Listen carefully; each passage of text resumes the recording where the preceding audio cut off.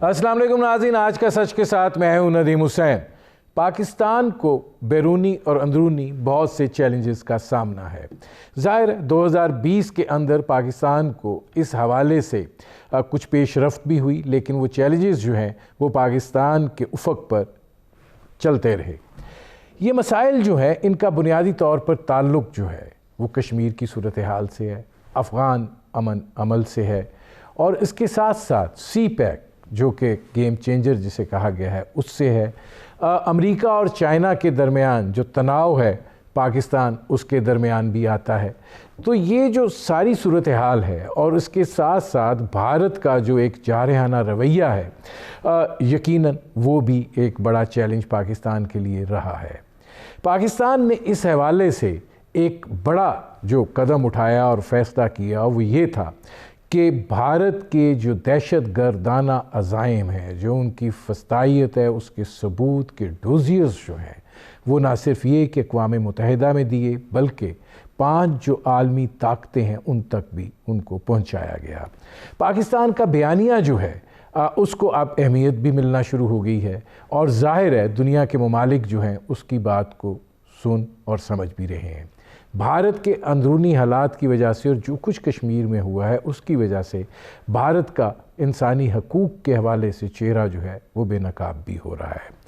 लेकिन क्या 2020 का जो साल गुज़र गया तकरीबन, उसके अंदर पाकिस्तान को अपने इन बैरूनी चैलेंजेस से नबरदज़मा होने में किस हद तक बढ़ोतरी जो है वो मिली है, किस हद तक ये चैलेंजेस जो हैं ये दरपेश हैं। और ज़ाहिर है अमेरिका में भी एक तब्दीली आ रही है। 20 जनवरी को जो है जो बाइडन ने सदर का हलफ उठाएंगे, ट्रंप जो है वो रुखसत हो रहे हैं, और उसके साथ ही शायद इंतहा पसंदाना सोच जो है वो भी रुखसत हो रही है।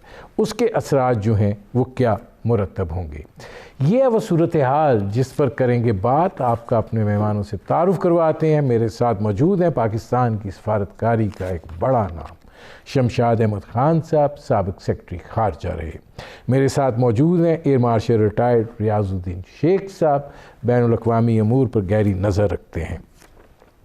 शमशाद साहब, ये फरमाइएगा कि सबसे पहले ज़रा हम इस चीज़ को लें, और वो है सी पैक, क्योंकि सी पैक एक ऐसी मसला बना हुआ है जिसने पाकिस्तान को बहुत उलझाया हुआ है, ना सिर्फ ये कि इलाकाई ममालिक के साथ बल्कि बैनुल-अक़वामी क़ुव्वतों के साथ भी। आप क्या समझते हैं कि पाकिस्तान ने 2020 के अंदर इस सारी इस चैलेंज से कितनी कामयाबी से नबरदुज़मा हुआ है?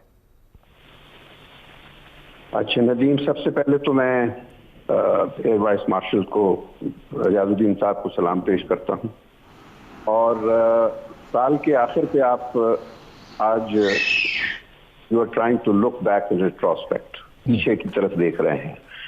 तो अगर सीपेक पे बात करनी है तो हमें जो आपने अपने इब्तदाइये में बात की है कि पाकिस्तान का उफ़क़ जो है वो बहुत अबर आलूद रहा है, तो उस अबर आलूद उफ़क़ को समझने के लिए आपको इस बात का भी इदराक करना होगा नदीम जी कि पाकिस्तान का जो अंदरूनी माहौल है वो बेपनाह गर्द आलूद रहा है हमारी अपनी अंदरूनी मुश्किलात की वजह से।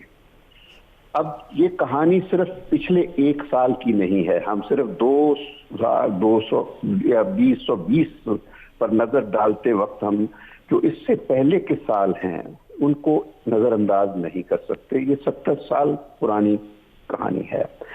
और जब आप कहते हैं चैलेंजेस से आज घिरा हुआ है, तो सच मानिए तो पाकिस्तान जब वजूद में आया था तो उस वक्त भी ये अपनी पैदाइश के चैलेंजेस से न सिर्फ घिरा हुआ था, बल्कि वो बर्थ पैंज ने पाकिस्तान को इतना कमजोर कर दिया कि 24 साल के अंदर अंदर ही हमारा आधा हिस्सा इंडिया ने तोड़ दिया हमसे।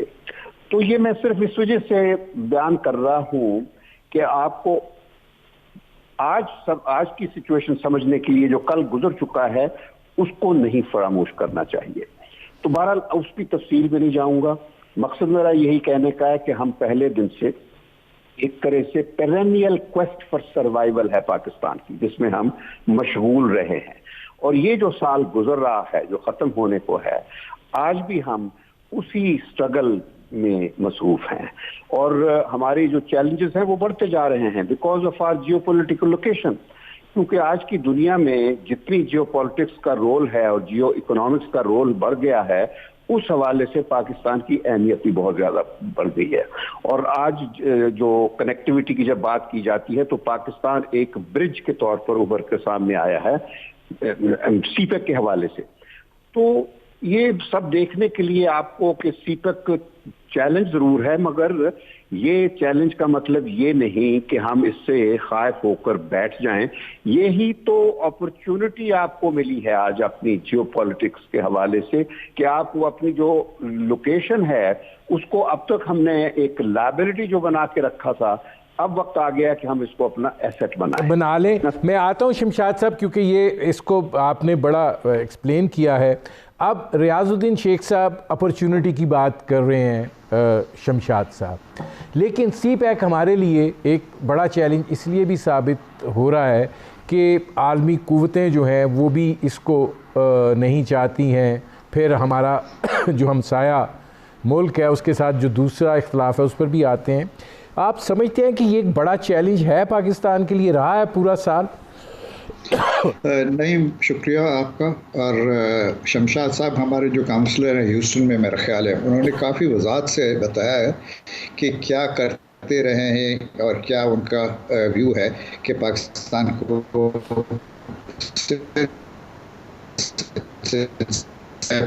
کس طرح کے چیلنجز رہے ہیں. ان کے کہنے سے کہ ابھی بھی چیلنجز ہے. ہاں, چیلنجز ہمیشہ ہر ملک میں رہتے ہیں, مگر اس کے ساتھ اپرچونیٹیز بھی ہوتی ہیں. یہ اچھی چیز ہے کہ پچھلی چیزیں دیکھی جائیں تاکہ اس کے ساتھ کچھ نہ کچھ لیسن سمجھتا ہے, پتہ چلتا ہے. اب اگر آپ دیکھیے گا کہ ہمارے پاس سی پیک کا ہے, اٹس بہت چیلنج بھی ہے, اس میں اپرچونیٹیز بھی ہیں. چیلنج بالکل رہے گا کیونکہ اس کے اوپر کافی لوگوں کو اعتراض ہے, کافی لوگوں کو اس طرح, یہاں تک کہ ہمارے نیبرز کو بھی, both probably on the east and west and probably across the Gulf also, کہ ہمارے دوست ہیں مگر اس کے ساتھ ان کے اپنے نیشنل مفاد میں نہیں لگتا ہے ان کو کہ یہ ہونا چاہیے.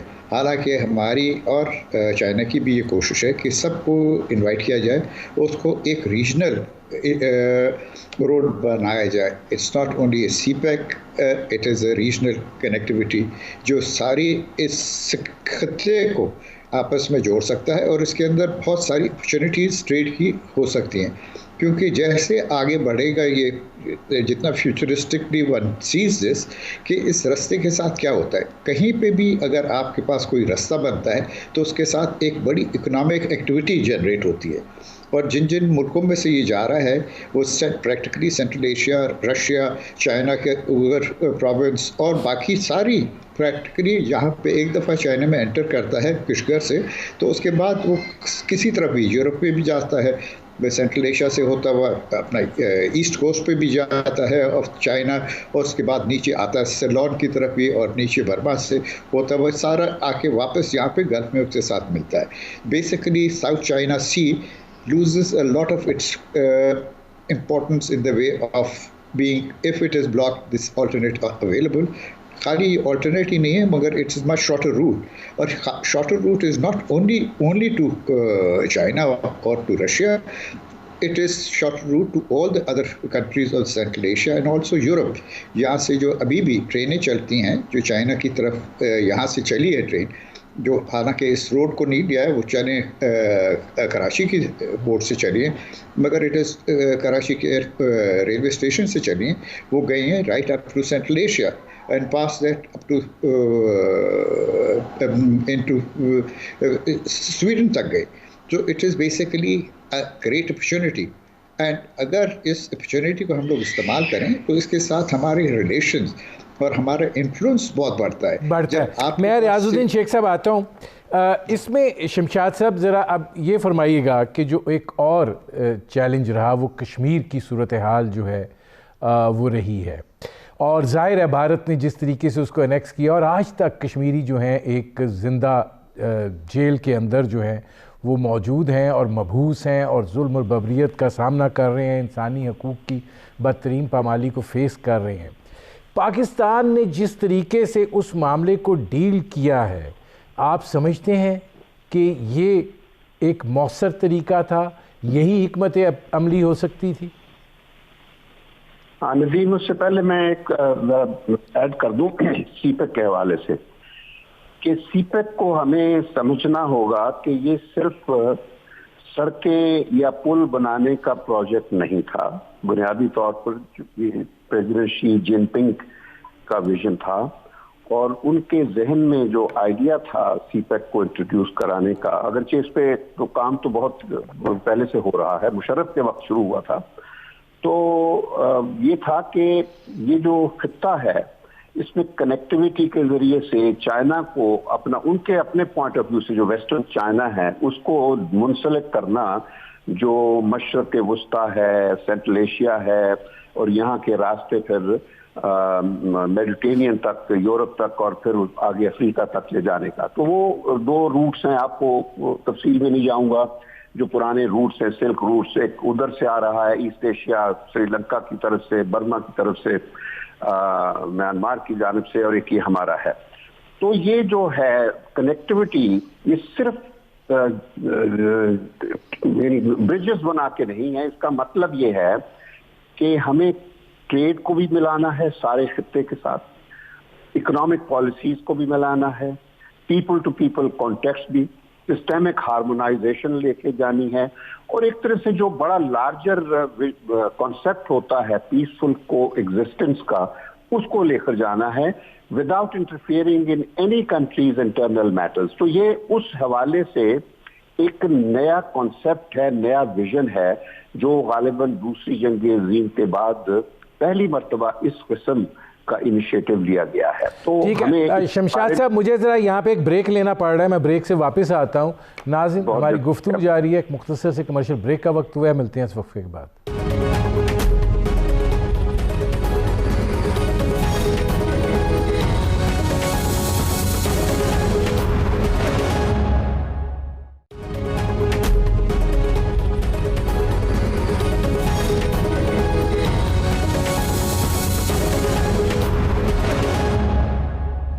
Welcome back. اچھا شمشاد صاحب، میں نے جو آپ سے سوال پوچھا تھا کشمیر کی صورتحال اور جس طریقے سے پاکستان نے اس کو ٹیکل کیا، کیا یہی حکمت عملی تھی جو پاکستان اپنا سکتا تھا؟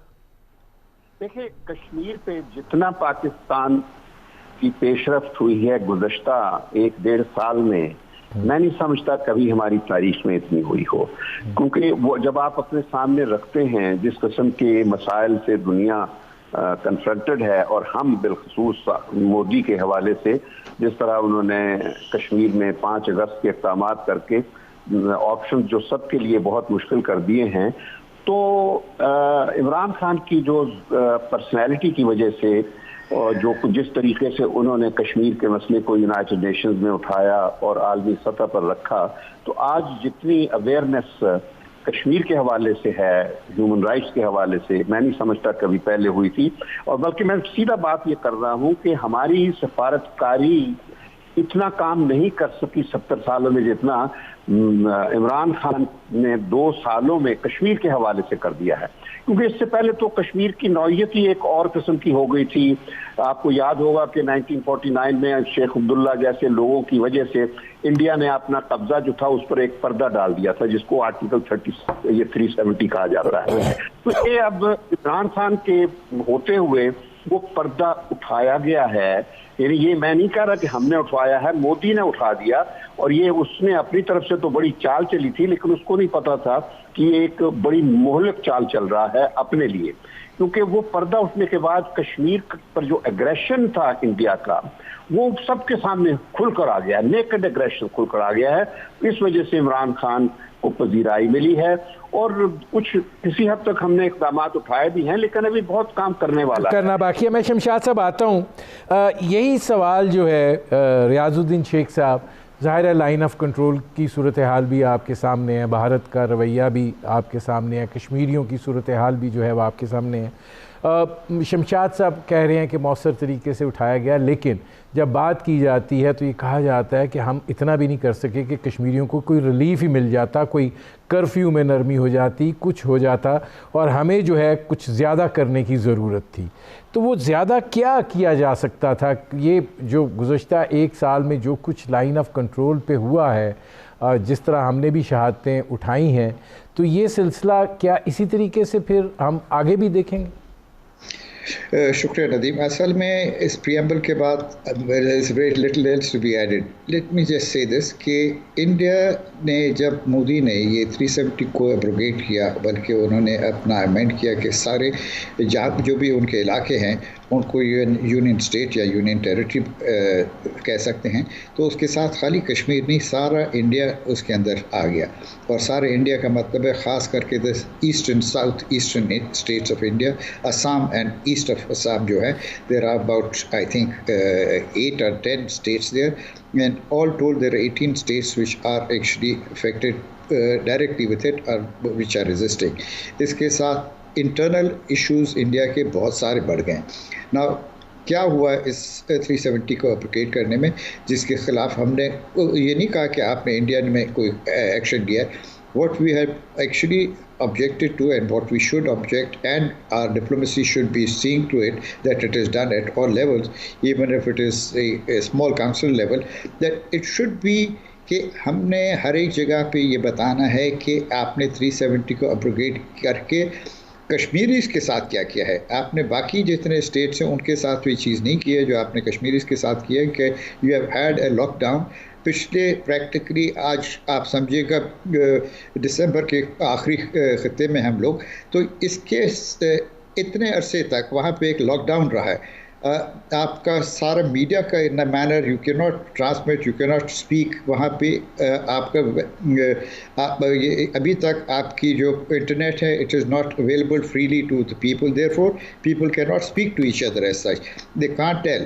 اور وہاں کی اپنی جو ٹریڈ تھی, ان کی ٹریڈ $20 بلین کے قریب کے, وہ ان کشمیروں کا کہنا ہے کہ ہمارے $20 بلین کا ٹریڈ ہوتا تھا, جو اس وقت پریکٹیکلی زیرو ہو گیا ہے. زیرو ہو گیا. اس میں ریاض الدین شیخ صاحب ایک سوال آپ سے لے کر میں چل رہا ہوں. Let me just finish this. یہ اصل میں کیا کرنا ہے ہم نے کیا کرنا ہے, ہم نے ساری اس کو انٹرنیشنلائز کرنا ہے. The affair which is there in Kashmir, what is being happening over there, and we'll have to tell, and this is an opportunity again. This is جب کہتے ہیں نا چیلنج ہے 370 کا and Article 6 where they have said that anybody and everybody can take property there, تو اس کے ساتھ ہمارے پاس opportunity کیا ہے. He has actually allowed you to internationalize the matter of Kashmir, جس کو وہ کہتے تھے کہ ہم لوگ نہیں کرنا چاہتے ہیں. اب باہر والی جو کنٹریز ہیں وہ they are willing to, even as so much so that Russia is also willing to intercede and say that okay, we can negotiate between the two of you and we can be the person who can bring you together and speak to each other, because both are nuclear powers. It can't just be talked away. اس میں ریاض الدین شیخ صاحب میں آتا ہوں. ایک تو یہ ہے کہ ذرا تھوڑا سا اردو میں رکھیے معاملے کو, کیونکہ وہ پھر گڑبڑ ہو جاتا ہے. اب ایک سوال میں آپ سے لے کے چل رہا ہوں کہ جو سلسلہ ہے اب کہ ذرا سا دہشت گردی کی بات ہوتی تھی, بھارت سارا الزام جو ہے وہ پاکستان کے اوپر عائد کر دیتا تھا. کشمیر کی جو صورتحال ہے اور بھارت کی جو فسطائیت ہے اور جو اس کے دہشت گردانہ ایک ریاست ہے اور اس کا ایک دہشت گرد وزیر اعظم ہے, پاکستان نے جو ڈوزیئر پیش کیے ہیں, آپ سمجھتے ہیں کہ اس اثرات مرتب ہوئے ہیں اور یہ پاکستان کی اس حوالے سے اس سال میں سب سے بڑی پیش رفت تھی کہ آج پاکستان کے بیانیے کو اہمیت دی جا رہی ہے؟ بالکل. یہ ڈوسیز جو بنا ہے یہ it's a very good step. It is a step which had to be taken. This is the step that we had been working on. پچھلے ایک سال سے زیادہ ہمیں اس ڈوسیئر پہ کام کرتے رہے. جب یہ ہوا ہے اس سے پہلے بھی کام ہو رہا تھا, مگر اس کے بعد اس کے اوپر اور زیادہ اہمیت کے ساتھ کام ہوا ہے. ابھی ہم لوگوں نے خالی یہ نہیں کہا ہے کہ آپ کے پاس ہمارے ملک میں آپ دہشت گردی کر رہے ہیں, آپ دنیا بھر میں دہشت گردی کر رہے ہیں, اور اس کے ساتھ ہم نے سارا پروف فرنش کیا ہے. ہماری کوشش اس وقت یہ ہونی چاہیے, سفارت جتنے بھی ہمارے ڈپلومیٹس ہیں ان کی, خاص کر کے جو ایسے ملکوں میں ہیں جو 5 members of the United Nations and other nation which are security council کے ممبرز, کہ دیکھے گا انڈیا کو you should be actually looking at as a state which is spreading terrorism. It should be on the terrorism watch. It should be also FATF کے اندر they should be asked to provide evidence of the money which is being spent. کہاں پر خرچ کر رہے ہیں آپ یہ پیسہ؟ کیونکہ بہت ساری ایسی جگہ ہیں, کافی سارے بینک ہیں جس انڈین بینکس جو یہ پیسہ چینل کرتے ہیں, جو پیسہ آگے دیتے ہیں, اور اس کا ہم لوگوں نے سارا پروف فرنش کیا ہے. اب ہمارے سفارت ڈپلومیٹس کا یہ ہے کہ وہ جا کے سب لوگوں کو, سب ملکوں میں جہاں پہ ہیں, وہ ان کو بتائیں کہ یہ ہے چیز. ٹھیک ہے ریاض الدین شیخ صاحب, میں آتا ہوں اس میں. شمشاد صاحب, آپ سمجھتے ہیں یہ پاکستانی بیانیے کو دنیا میں تسلیم کروانے کے لیے یہ جو قدم ہے یہ ایک سنگ میل کی حیثیت رکھتا ہے؟ یعنی آپ کا مطلب ہے ڈوسیئر والا قدم؟ جی جی. نہیں, یہ ایک چھوٹی سی بات ہے, کوئی میں تو اس کو زیادہ اہمیت نہیں دوں گا جی, کیونکہ اور بڑے قدم اٹھانے کی ضرورت ہے. یہ تو صرف وہ ہم بتا رہے ہیں جو انڈیا ہمارے اندر کچھ گڑبڑ کرتا رہا ہے. یہ تو پچھلے 70 سال سے انڈیا کر رہا ہے. تو اس بیانیے کو, اس ڈوزیئر کو تو ہمیں اتنا ایکسپینڈ کرنے کی ضرورت ہے کہ وہ شروع سے پہلے دن سے کیا کر رہا ہے, کہانی لکھی جائے گی. لیکن بات یہ ہے کہ ہمیں کشمیریوں کی حالت زار پر اگر دنیا کی توجہ دلانی ہے تو وہ اقدامات اٹھائیں جن سے فوری طور پر, آپ نے خود کہا, کشمیریوں کو ریلیف مل سکے. وہ ابھی قدم نہیں اٹھائے گئے. ہم نے شمشاد صاحب, میں آپ سے یہ پوچھنا چاہوں گا, ذرا ایکسپلین کریں کہ وہ کیا فردر اقدامات ہیں کہ کشمیریوں کو ریلیف مل سکے. یہ بتائیے نا کہ یہ چیزیں تو میں یہ بھی آپ پوچھیں گے کہ میں بتائیے کہ کشمیر کے مسئلے کا حل کیا ہو سکتا ہے. اس طرح بیٹھ کر ٹیلی ویژن کے آدھے گھنٹے کے پروگرام پہ آپ اس طرح حل نہیں دے سکتے مسائل کا. لیکن میں ضرور بتا دوں گا, میں یہ کہوں گا کہ جو چیزیں ہونے والی ہیں وہ یہ ہیں کہ یونائٹڈ نیشنز میں مزید کارروائی کی ضرورت ہے. ابھی تک سیکرٹری جنرل نے اپنا کوئی بھی نمائندہ کشمیر کے حوالے سے نہیں ڈیزگنیٹ کرنے پر رضامندی ظاہر کی ہے. اسی طرح کشمیر کے حوالے سے ہم نے ہیومن رائٹس کونسل میں ابھی تک نہ ریزولوشن لے کر آئے ہیں, نہ اس مسئلے کو اٹھا کر وہاں سے کسی ڈیلیگیشن کو کشمیر کے جا کر ہیومن رائٹس وائلیشن کی مانیٹرنگ کرنے کے لیے کوشش کی ہے. نہ ہم نے یونائٹڈ نیشن کی جنرل اسمبلی میں ایک باقاعدہ قرارداد پاس کروا کے انٹرنیشنل کورٹ آف جسٹس کے پاس جا کے ان کا ایڈوائزری اوپینین لے, تاکہ کشمیریوں کے حق میں خود ارادیت جو ہے اس کے اوپر کہیں سے حمایت حاصل ہو سکے. تو اس طرح اور بھی ہے, نوبل لاریٹس ہیں دنیا بھر میں بیٹھے ہیں, ان کو اسی طریقے سے موبلائز کرنے کی ضرورت ہے. اکٹھا کر کے ان کا وفد سری نگر کی گلیوں میں جا کر ان کو کہا جائے کہ وہاں بارود کی بدبو سونگھے. جو بارود جتنا انڈیا استعمال کر رہا ہے, گولیاں چلا کے کشمیریوں کو ہلاک کر رہا ہے, تو یہ نوبل پرائز ونر جو ہوتے ہیں, یہ آپ کو یاد ہوگا الفریڈ نوبل وہ جو تھا وہ بارود کی فیکٹریاں تھیں, پھر اس نے وہ فیکٹریاں بند کر کے امن کے لیے ایوارڈ شروع کیا تھا. تو اس بارود کی بدبو ان کو سونگنے کی ضرورت ہے. جہاں سے انہوں نے اتنے بڑے بڑے اعزازات لیے ہیں, وہ اعزازات جسٹیفائی تب ہوں گے جب کشمیری, جو ملینز آف کشمیریز ان پر ظلم ہو رہا ہے, وہاں جا کر کچھ اپنی آواز بلند کریں. تو اس طرح کی بہت سی چیزیں ہیں کرنے والی. اور مجھے افسوس یہ ہو رہا ہے کہ عمران خان تو ٹھیک ہے, وہ جو کر رہا ہے, اس کو ہمیں سفارتکاری کے ذریعے ایک بہت سپیس پیدا کرنے کی ضرورت ہے, جس سے اس کی کہی ہوئی باتوں پر فالو اپ ہو سکے. وہ فارن آفس کو کرنے کی ضرورت ہے. یہ میں بات کرنا. اچھا, اب اس میں ریاض الدین شیخ صاحب یہ فرمائیے گا کہ ایک اور چیز لے کر اسی تناظر کے اندر کہ ظاہر ہے وائٹ ہاؤس سے ٹرمپ بھی رخصت ہو رہے ہیں, جو بائیڈن آ رہے ہیں, ثالثی کی انہوں نے پیشکش کی تھی, اس کا نتیجہ سب کے سامنے ہے. آپ کیا دیکھ رہے ہیں کہ اس کے اثرات کیا مرتب ہوں گے اس ہمارے خاص طور پہ خطے کی صورتحال پہ؟ بائیڈن کے آنے سے کافی امید یہ ہے کہ کافی پریشر انڈیا پہ آئے گا فار ہیومن رائٹس وائلیشن. جو اس وقت ٹرمپ کوشش کر رہے تھے کہ اس کی بات نہ کریں, جب بھی اس موضوع پہ آئے وہ ہمیشہ یہ کہہ کے ٹال دیا کرتے تھے کہ یہ ایسی چیز نہیں ہے جس کو ہم لوگ میڈیا کے سامنے بیٹھ کے ڈسکس کیا جائے.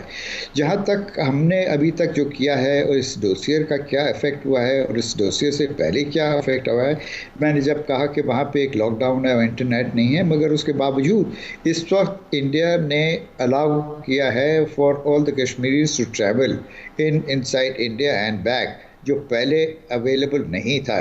یہ ہماری جدوجہد کی وجہ سے, ہماری سفارتکاری کی وجہ سے, جن لوگوں نے کیا یہ کام, جنہوں نے نہیں کیا وہ تو نہیں کیا, مگر جنہوں نے کیا اس کے ساتھ یہ ضرور افیکٹ ہوا ہے. اور اس کے ساتھ لوگ اب خالی یہ نہیں ہے کہ بات, جن کے پاس لینڈ لائنز ہیں وہ لینڈ لائن کے ساتھ دوسری لینڈ لائن پہ بات کر سکتے ہیں, کیونکہ ان کی اپنی سیکیورٹی چاہتے ہیں انڈینز کے, ان کو پتہ ہو کہ کون استعمال کر رہا ہے, کہاں سے استعمال کر رہا ہے. یہ اس طرح کے میجرز ہم لوگوں نے بھی لیتے ہیں جب ہم لاک ڈاؤن کرتے ہیں, کہ اگر آپ کسی وجہ سے انٹرنیٹ آپ بند کر رہے ہیں انٹرنیٹ, یا آپ بند کر رہے ہیں کمیونیکیشن ان سرٹن ایریاز, تو یو کین اسٹل آپ پھر بھی بات کر سکتے ہیں لینڈ لائن, تاکہ پتہ رہے کہ کون بات کر رہا ہے. تو اس میں کافی ساری روایت اور کافی ساری ان کو ایجاد ملی ہے, اور جن کو ان کے لیڈرز, جن کو سب کو گرفتار کیا گیا تھا, ان کو سب کو چھوڑ دیا گیا ایک نمونے سے. جتنے بھی عبداللہ, ان کی بیٹی, ان کے باقی اپوننٹس جو تھے, سب کو ان کو چھوڑ دیا گیا ہے. مگر یہ ہے کہ دے لمیٹڈ ان سرٹن, کہ آپ اس جگہ سے باہر نہیں جا سکتے, ان کو اتنا ہے. اور ان کو اس وقت الاؤ کیا ہے کہ آپ انٹرنیشنل میڈیا اور میڈیا کے سامنے بات کر سکیں. کچھ ایسے انٹرویو ضرور ہوئے ہیں جہاں پہ ان کو الاؤ نہیں کیا گیا ہے, اور یا انٹرویو کو انٹرپٹ کیا گیا ہے, مگر پھر سوشل میڈیا پہ وہ آ گئے ہیں. سوشل میڈیا پہ آنے کا مطلب ہے کہ کوئی نہ کوئی تو ذریعہ ہے نا جس کے ساتھ یہ ساری چیزیں آ رہی ہیں. اگر آپ سارے ٹیلی ویژن اسٹیشنز کے آپ دیکھیے گا, جتنی بھی وہاں پہ اس وقت حالات ہے اس کی, سوشل میڈیا پہ آپ کو اس کی ضرور کچھ نہ کچھ کلپس ملتے ہیں. شکل جو ہے وہ ملے گی. ریاض الدین شیخ صاحب, مجھے ایک بریک لینا پڑ رہا ہے. ناظرین, ہماری گفتگو جاری ہے, ایک مختصر سے کمرشل بریک کا وقت ہوا ہے. ملتے ہیں اس وقفے کے بعد.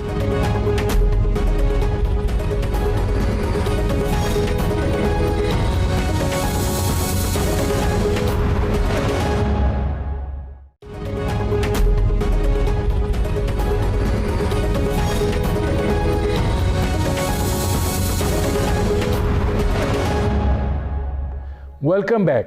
اچھا شمشاد صاحب, میرا بھی آپ سے ابھی یہ سوال ہے, کیونکہ اس کے بعد پھر میں آگے بڑھوں گا, کہ کیا جو بائیڈن کے آنے سے کوئی صورتحال جو ہے وہ تبدیل ہوگی, ہم پہ کوئی پریشر کم ہوگا, اس خطے میں کوئی صورتحال میں کچھ اور چیزیں رونما ہوں گی؟ ایسا ہے نظیر کہ ہمیں ہمیشہ کچھ زیادہ خوش فہمی کی ضرورت پڑ جاتی ہے. کوئی آپٹمزم کی سپیس نہیں ہے, میں آپ کو بتا دوں. یعنی ٹھیک ہے, بائیڈن ٹرمپ کے مقابلے میں امریکہ کے لیے ایک بہتر پریزیڈنٹ ثابت ہوگا, لیکن ٹرمپ کے مقابلے میں بائیڈن جو ہے, اس نے 8 سال پہلے وائس پریزیڈنٹ کے طور پر کام کر چکا ہے. تو ان 8 سالوں میں پاکستان کے لیے کیا کیا ہے؟ تو میں یہ نہیں کہہ رہا کہ یہ بالکل کچھ نہیں کرے گا, لیکن یہ ہے کہ کم از کم پاکستان کے حوالے سے وہ ہاسٹیلٹی یا بیلیجرنس یا ایک انٹیگنزم جو ٹرمپ کے حوالے میں شروع میں ہوا تھا, بعد میں تو عمران کی وجہ سے وہ بڑا مائل ڈاؤن ہو گیا تھا. تو مقصد یہ ہے کہ بائیڈن یقیناً ایک بہتر چوائس ہے دونوں کے مقابلے میں اب, اور لیکن جو امریکہ کا ایجنڈا ہے وہ وہی رہے گا جو پہلے تھا. امریکہ کا سر فہرست جو ہے وہ ایک افغانستان کا مسئلہ ہے, اس پر وہ چاہیں گے کہ وہ جو انہوں نے عمل شروع کیا ہوا ہے اس کو کمپلیٹ کیا جائے. امریکہ کا نیوکلیئر ایشو جو ہے وہ اسی طریقے سے پریشر رہے گا. امریکہ کا جو ٹیررزم کے حوالے سے, کیونکہ پاکستان کو انہوں نے دباؤ میں رکھنا ہے, پاکستان کی مدد کی ضرورت ہے ان کو اپنے گلوبل ورلڈ وائڈ مفادات کے پریزرویشن کے لیے, تو وہ پریشر کے ذریعے سے رکھیں گے ان چیزوں پر. تو اسی طرح ٹریڈ کا ہے مسئلہ, انڈیا کے ساتھ تعلقات کا مسئلہ ہے. تو یہ سوچنا کہ وہ کشمیر کا حل کروا دیں گے جس طرح ٹرمپ کہتا تھا, وہ سوال نہیں پیدا ہوتا. 70 سال سے ہے کشمیر پر, سب کو پتا ہے امریکہ کی کیا پوزیشن ہے. وہ یہ کہتے ہیں کہ یہ بنیادی طور پر دونوں کی بائی لیٹرل مسئلہ ہے, آپ اس میں جتنا بھی کرنا ہے کر لیں. تو وہ خود انٹروین نہیں کریں گے, نہ ہی وہ اقوام متحدہ کو بیچ میں انوالو کریں گے. تو اس وجہ سے کسی خوش فہمی کی ضرورت نہیں ہے. البتہ یہ ہے کہ امریکہ کے ساتھ تعلقات کے حوالے سے compare to the last 4 years perhaps we'll have better times. بس اتنا فرق. اچھا, اب اس آپ سے شمشاد صاحب آپ سے لے کے آگے چلوں گا. یہ فرمائیے گا کہ جو افغان عمل ہے یہ بھی ایک بڑا چیلنج رہا ہے. 2020 میں پاکستان بڑی اس میں ایکٹیویٹی جو ہے وہ دکھائی ہے. آپ کیسے دیکھ رہے ہیں کہ یہ صورتحال جو ہے کتنی پاکستان کے لیے جو ہے وہ بہتر رہی اور آگے کیا ہوگا؟ آپ مجھ سے پوچھ رہے ہیں؟ جی نہیں، بہت دیکھیے پچھلے 2 سالوں میں یہ جو دوحہ کا ایگریمنٹ ہوا ہے وہ بہت بڑی اچیومنٹ تھا، اور اس میں پاکستان کی مدد کے بغیر وہ ممکن نہ ہوتا، اور اس لحاظ سے امریکہ کو اس بات کا ادراک بھی ہے، اور میرے خیال میں اب ہمارے لیے چیلنج یہی ہے کہ ہم اپنی جو انگیجمنٹ ہے افغانستان میں امن کے حوالے سے وہ بدستور جاری رکھیں.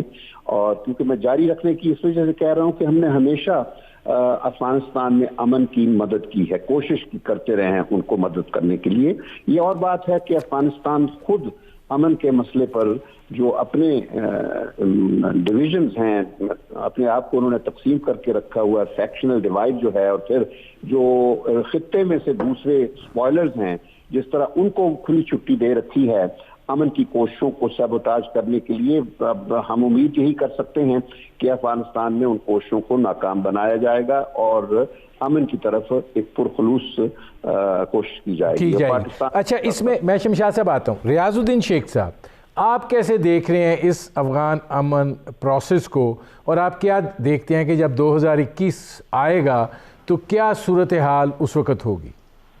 دیکھیے گا، ایک تو ہماری جو سمجھے کہ ہمارے آپٹمزم ہے کہ بائیڈن کے آنے سے کچھ چیزیں چینج ہوگی. میرا خیال ہے وتھ فیئر سرٹنٹی آدمی یہ کہہ سکتا ہے، کیونکہ Biden says the world as a universal thing, جہاں پہ ٹرمپ وہ ایک چھوٹے سے علاقے کو دیکھ کے اس کے مطابق دیکھتا تھا، ان کا گلوبل انٹرسٹ نہیں دیکھتے تھے. یہاں پہ بائیڈن نے گلوبل انٹرسٹ دیکھنا ہے، اور گلوبل انٹرسٹ میں Pakistan figures out very prominently. میرا خیال ہے ہمارے کاؤنسلر کا اصل میں یہ ہمارے پاس ایک دیکھنا ہے کہ افغانستان کی جو پیس پروسیس ہے اس کے اندر آپ کی کیا اپرچونیٹیز ہیں، آپ کو کیا اس وقت ایڈوانٹیجز ہیں، کیونکہ آپ کو پتہ ہے اس وقت نیو الائنسز آ رہے ہیں. دنیا از ناٹ اب وہ ملٹی یونیلیٹرل ورلڈ نہیں ہوگی، ایک ملک ساری دنیا پہ قابض نہیں ہوگا، اس کی اپنی حکمرانی نہیں رہے گی. اب بہت سارے نئے ایکسس آف پاور ایمرج کر رہے ہیں، اور جو نئے ایکسس آف پاور ہیں وہ دے ول بی مے بی 2 یا 3 لارج پاورز، اینڈ پھر ریجنل پاورز ایمرج کریں گے. اینڈ ریجنل پاورز میں لگتا ہے کہ Pakistan will again figure out very prominently, بہت امپورٹنٹلی. اور یہ ہے ہمارے سفارت خانوں کا کام کرنا کہ اس کو اینالائز کریں کہ کیا ہوگا، اور پھر ایڈوائز کیا جائے. جتنے بھی سیکیورٹی اسٹیبلشمنٹس ہیں وہ آپ کو جتنی انفارمیشن ہے وہ پرووائڈ کرتے ہیں، اس انفارمیشن کو پھر آپ لوگوں نے استعمال کرنا ہوتا ہے. ہمارے ڈپلومیٹس اور جتنے بھی ہمارے سفارت خانے ہیں ان کو سب کو اس کو استعمال کرنا ہوتا ہے کہ کیا ایکسپیکٹڈ ہے، یہاں پہ کیا ہو رہا ہے خطوں میں اور کیا ہوگا. ابھی آپ دیکھیے گا جہاں پہ کچھ مہینے پہلے جنوری میں سلیمان کی he was actually murdered at, and then now recently ان کے خلیزاد، ان کے جو لیسے ان کے جو head of the nuclear establishment ہے ان کا قتل کیا گیا. میرے پروگرام کا وقت ختم ہوا. بہت شکریہ شمشاد صاحب، بہت شکریہ ایئر مارشل ریٹائرڈ. اجازت دیجیے، اللہ حافظ.